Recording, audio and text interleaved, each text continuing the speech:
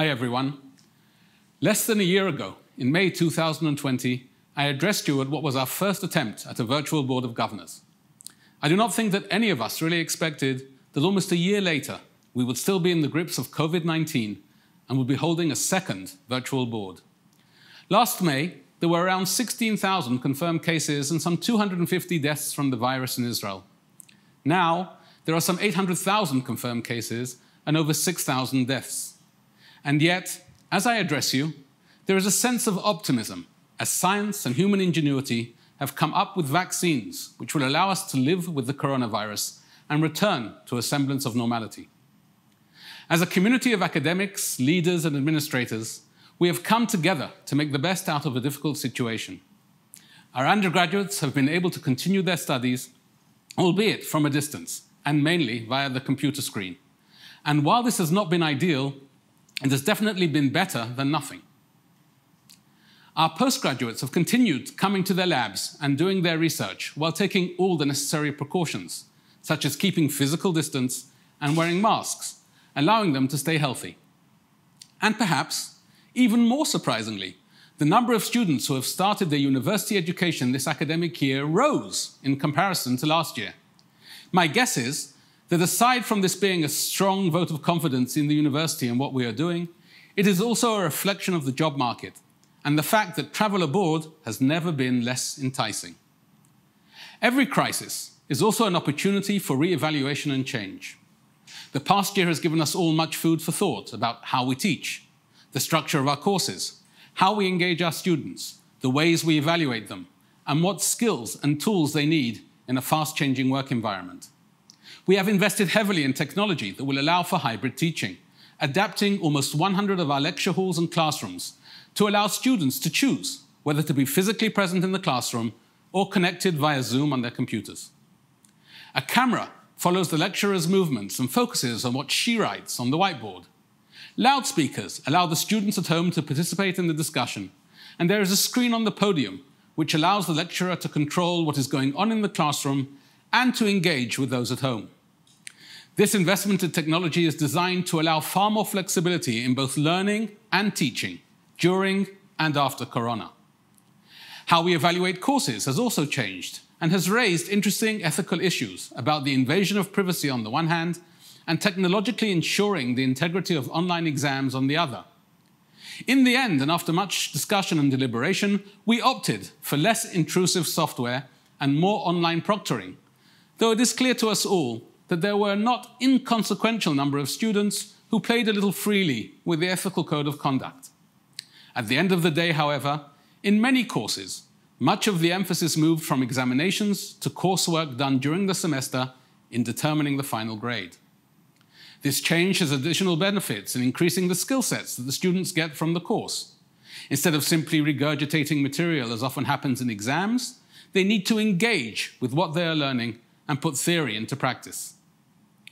In many discussions that I have held with our academic staff, I have discovered that they are using the online platforms as a way of stimulating discussion and debate by, for instance, setting up breakout rooms where students have to come up with solutions to problems based on the theoretical materials being taught in the plenum. Instead of being passive listeners, as students often are in a classroom setting, they become active participants and acquire a more in-depth knowledge of their subject. The use of course blogs as a way of getting the students to continue being involved after the formal lecture, with their imports being counted towards their final grade if it makes a significant contribution, is also something new. These new ways of doing things will carry over into the post-corona world or the new corona reality and will inform much of what we do at the university.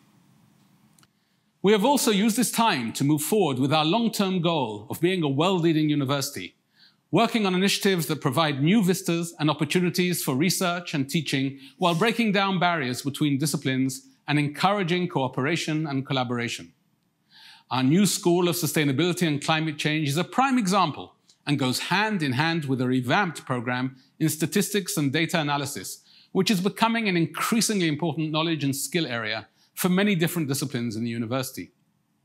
Our second intake of hand-picked, excellent students are continuing their studies in the A-TON program, which gives them the freedom during their first 2 years to take classes from almost any degree program they want as they decide what area they want to focus on for their postgraduate work. This small but select group of students who are on full scholarships will be in high demand by labs all over the university, and the program has aroused great interest around the country and is bringing truly excellent candidates to apply to the university. David Lodge, one of the finest satirical novelists on the topic of academia in the 20th century, wrote about the genesis of his novel Small World, and I quote, "It gradually drew on me that there was an analogy between my story and the Arthurian story, particularly the Grail quest, in which a group of knights wander around the world, having adventures, pursuing ladies, love and glory, jousting with each other, meeting rather coincidentally or unexpectedly, facing constant challenges and crises, and so on. This all corresponded to the modern world with its round table of professors, the elite group who get invited to conferences, who go around the world in pursuit of glory. Sometimes they take the opportunity to joust with each other in debate, pursuing glory in the sense of wanting to be at the top of their profession," end quote. While perhaps an exaggerated depiction of the comfort circuit and the additional benefits of academic life, Lodge colourfully describes what has gone missing from academia over the past year: collegiality, dialogue, and discussion, things which are so crucial for the fruitful exchange of ideas and building academic partnerships, which are necessary for producing excellent research. What is missing is the daily interaction over a cup of coffee in the cafeteria, a chance meeting in the library stacks, and an off-the-cuff remark by a student which can lead to new avenues of research and great ideas. Returning to the campus is not a luxury, but a necessity for researchers and students alike. Our students come to the university not only because of the quality of the degrees they get, but also because of the student life on and around campus, which provides them with a safe space and time to explore their identities, ask questions about their purpose and meaning of life, do volunteer work, and party. Our researchers need the informal interaction with each other and with their students, which is so central to academic creativity. Collaborative research perhaps can be done online, but making the initial connections can only happen in the informal yet stimulating academic atmosphere of a vibrant, bustling, and engaged campus. We are working hard to bring back that reality. The vaccination program has provided us with safe ways of bringing the university campuses back to life. I am full of admiration for our academic faculty, our administrative and technical staff, and of course our students. The past year has been extremely challenging for everyone, and we have all had to think about how we arrange our time, how we find the right balance between work and home when the latter has often become our workplace, how we balance parenting on steroids with study and research, how we make ends meet financially, and how to support our loved ones, grandparents, parents, partners, children, while also taking care of our own needs.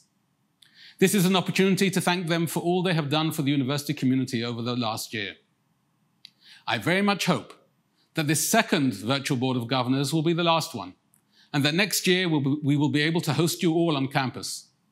I am certain that we will all have plenty of Corona stories to tell, and that this challenging period will have an impact on how we live our lives and decide what is important and what is less so.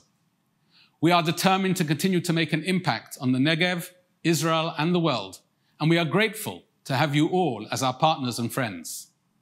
Next year, in Israel, Beersheba, and at Ben Gurion University of the Negev. Thank you to one and all, and stay safe.